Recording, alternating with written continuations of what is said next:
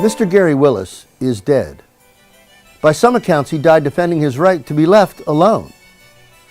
He was in fact alone at his home at 5:17 a.m. when police knocked at his door and demanded that he surrender his firearms based on information from a relative who had argued with him the night before. Now, that family argument apparently ended peacefully, but when the government got involved, the result was death.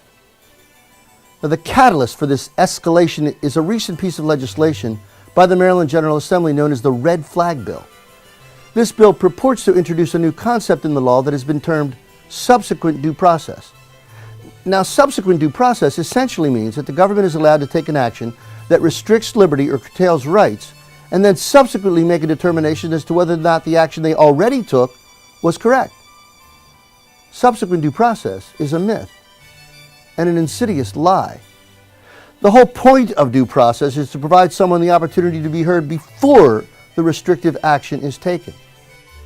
Bill 1302, though passed by the Maryland General Assembly last year, is not law because it violates the Constitution, which is the supreme law of the land. Now, because the Red Flag Bill is not law, it should not be enforced by our police who are there to protect us, not to confront us at 5:17 a.m. when we are sleeping peacefully alone in our homes. Again, there is no such thing as subsequent due process.